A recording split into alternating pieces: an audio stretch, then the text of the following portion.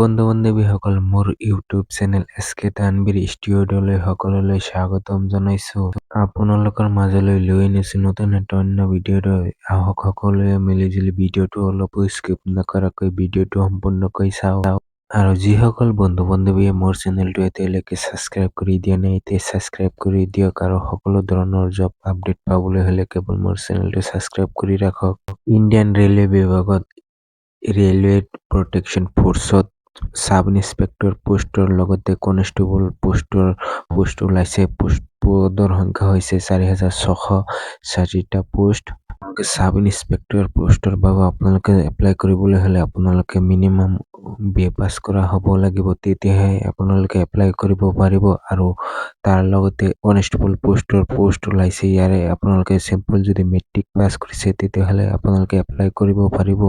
বয়স যদি 18 পৰা 28 বছৰৰ জেনেৰেল কেণ্ডিডেটৰ ক্ষেত্ৰত বয়স আছে 18 পৰা 28 বছৰৰ ভিতৰত, তেতিয়াহ'লে আপোনালোকে এপ্লাই কৰিব পাৰিব। আৰু বয়সৰ ঊৰ্ধ্বসীমা ৰেহাই দিয়া হৈছে OBC MOBCৰ ক্ষেত্ৰত বয়সৰ ঊৰ্ধ্বসীমা 5 বছৰ ৰেহাই দিয়া হৈছে। OBC MOBCৰ ক্ষেত্ৰত বয়সৰ ঊৰ্ধ্বসীমা 3 বছৰ ৰেহাই দিয়া হৈছে। ৰেলৱে প্ৰটেকশ্যন ফ'ৰ্চ পোষ্টৰ বাবে আপোনালোকে যদি এপ্লাই কৰিব বিচাৰে তেতিয়াহ'লে আপোনালোকে জেনেৰেল কেণ্ডিডেট হ'লে 500 টকা অনলাইন চালান কাটিব লাগিব। আৰু OBC MOBC SC STৰ ক্ষেত্ৰত 250 টকা চালান কাটিব লাগিব, 250 টকা চালান কাটিব লাগিব। বন্ধু-বান্ধৱীসকল, ৰেলৱে প্ৰটেকশ্যন ফ'ৰ্চ পোষ্টৰ বাবে আপোনালোকে প্ৰথমতে এক্সাম অনুষ্ঠিত হ'ব। এক্সামটো পাছ হোৱাৰ পিছত আপোনালোকক ফিজিকেল টেষ্টৰ বাবে মাতা হ'ব। ফিজিকেল টেষ্টটো পাছ হোৱাৰ পিছত আপোনালোকক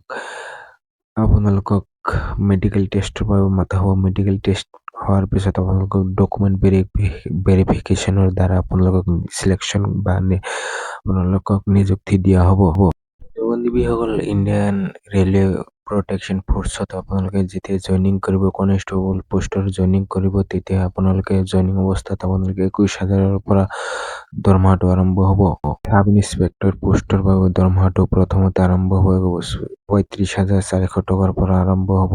আপোনালোকে এপ্লাই কৰিবলৈ হ'লে 15 এপ্ৰিলৰ পৰা 14 মে 2024 চনৰ 14 মেৰ ভিতৰত আপোনালোকে এপ্লাই অনলাইন যোগে কৰিব পাৰিব।